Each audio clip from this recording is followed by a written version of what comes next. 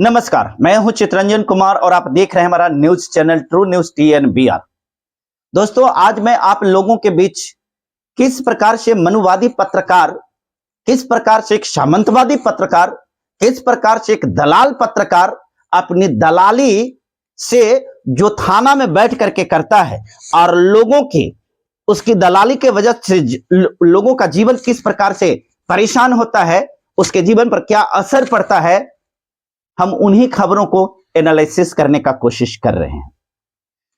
जो गौरीचक थाना में बीते प्रदर्शनकारियों के ऊपर लाठी चलाकर और उनके ऊपर FIR किया गया है, ये दैनिक जागरण के पेपर में जो उन्होंने छापा है और उसका रिपोर्टर जो रिपोर्ट दिया है, आज उन्हीं चीजों को हम आपके बीच में एक एक करके बताने का प्रयास करते हैं कि देखिए कि किस प्रकार से ये चाटुकार भ्रामक खबरों को चला करके और लोगों को कैसे गुमराह किया है, सच्चाई इसमें क्या है और झूठ कितना है, इन तमाम चीजों को आइए हम परत दर परत इनकी पेपरबाजी की हवा निकालते हैं और बताते हैं कि आपके लिए यह पेपर कितना खतरनाक है।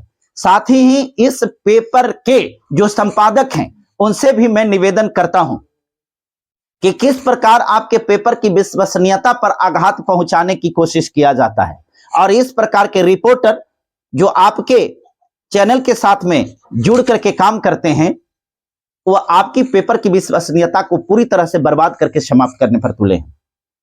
हत्या के मामले में लिखा है कि हत्या के मामले में निर्दोष को फंसाने का आरोप लगाकर भीम आर्मी का हंगामा, परसा बाजार थाने पर पथराव, थानेदार और 3 आरक्षी जख्मी, ये ऐसा कहा गया है। जबकि सच बात है कि यह घटना परसा का नहीं गौरीचक थाने का है। झूठ नंबर 1।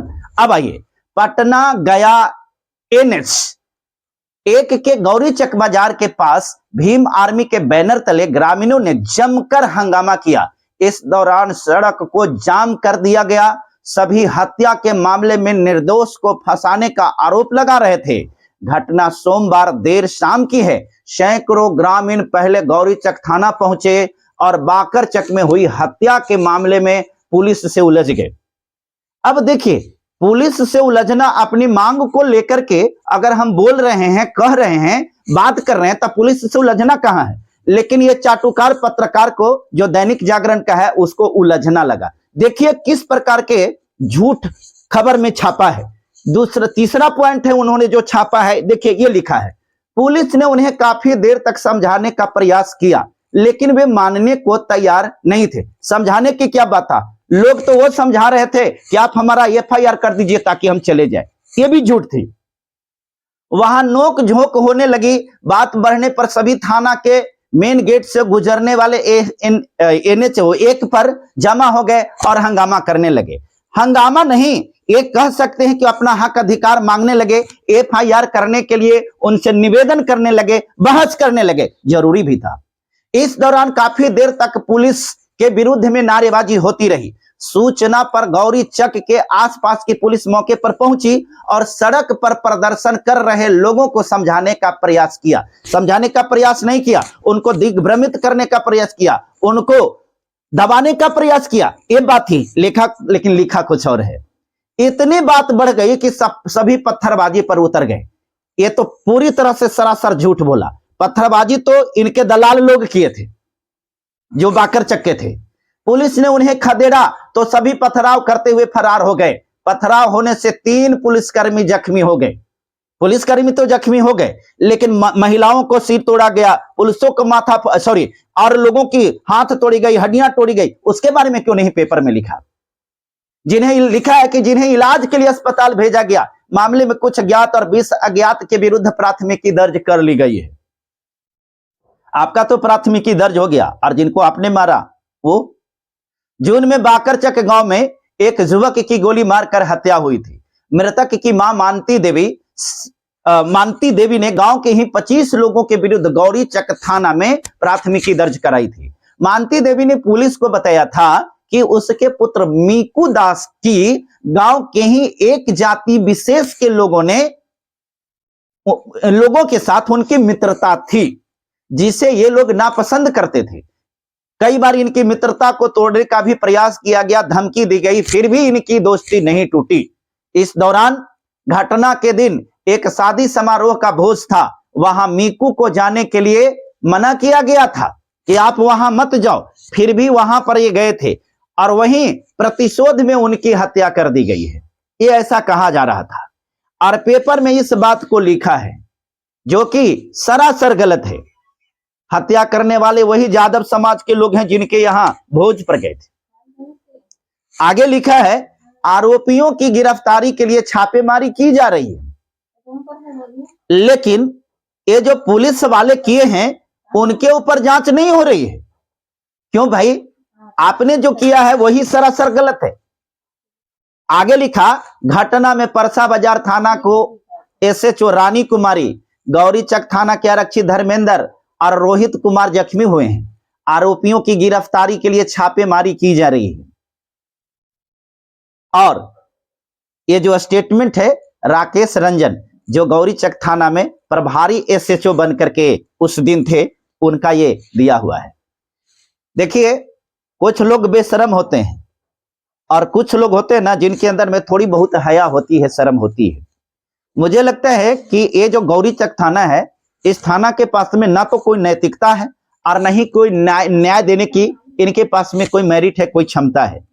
मैं तो वरीय पदाधिकारियों से मांग करता हूं कि ये जो पेपर में लिखा गया है ना, इस पेपर के एक एक पॉइंट, क्योंकि हम लोगों के पास में इसकी प्रतिलिपि है, इसकी जांच की जाए और तब पता चल जाएगा कि सच्चाई क्या है। जो पत्रकार इस बात को लिखा है, क्या पत्रकार घटना स्थल पर मौजूद था? बिल्कुल नहीं। जो लोग घटनास्थल पर मौजूद 15-20 पत्रकार थे, सभी के कैमरे में वीडियो रिकॉर्ड्स हैं।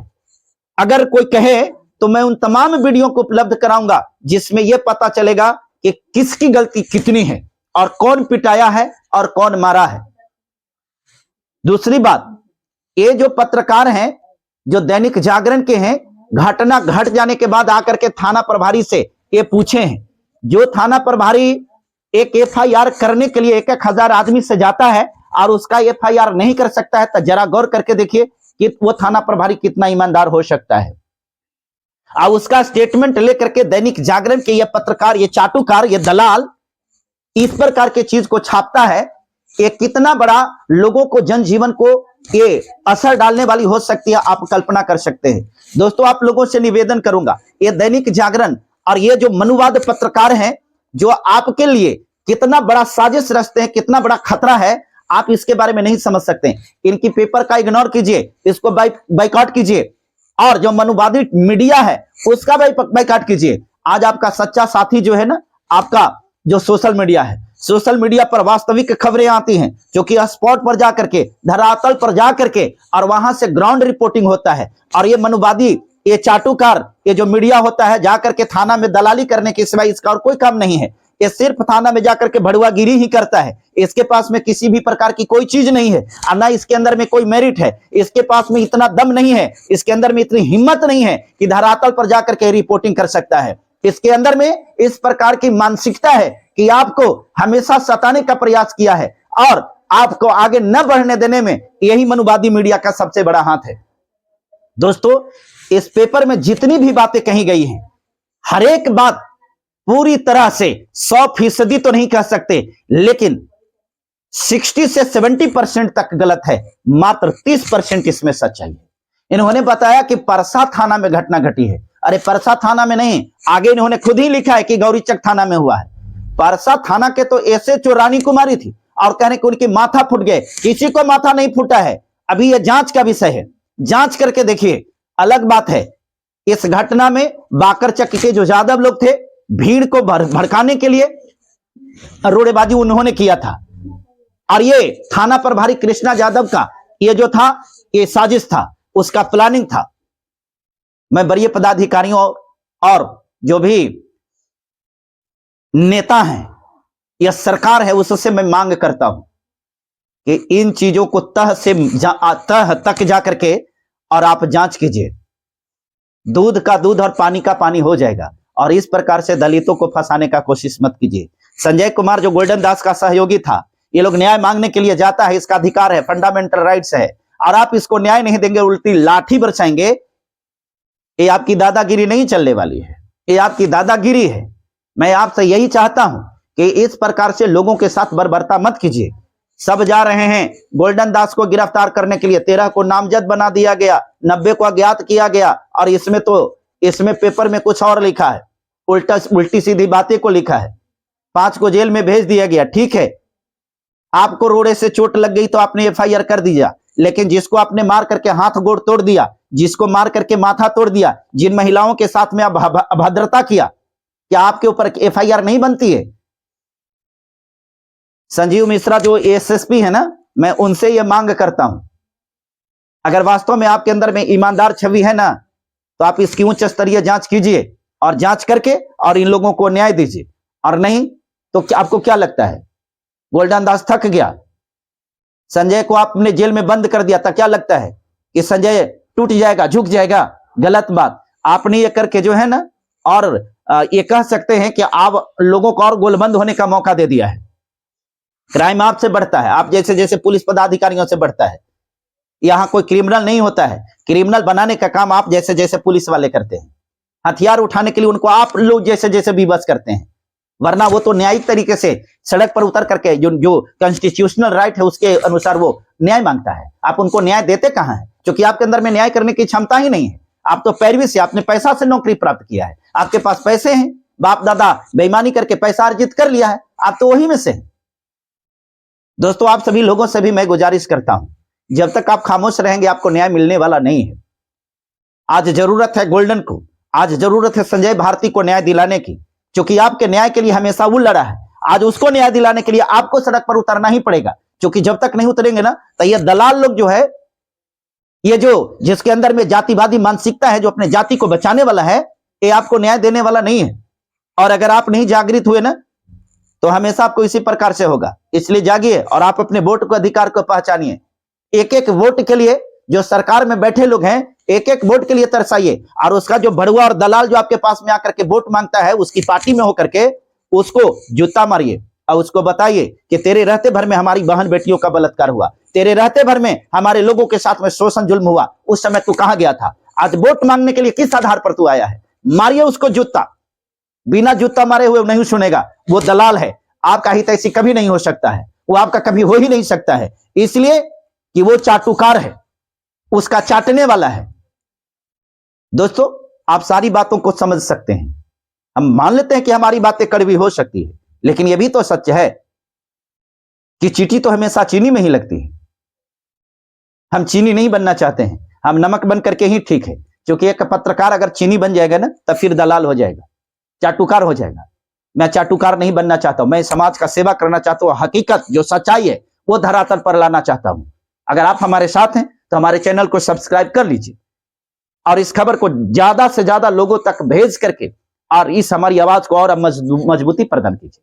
तभी हमारा संघर्ष, तभी हमारी पत्रकारिता सफल हो पाएगी। आज हम लोग जैसे जैसे लोगों को पत्रकार बनने की आवश्यकता नहीं थी, परंतु जरूरत इसलिए पड़ी कि समाज में जो मनुवादी पत्रकार है, जो भ्रष्ट पत्रकार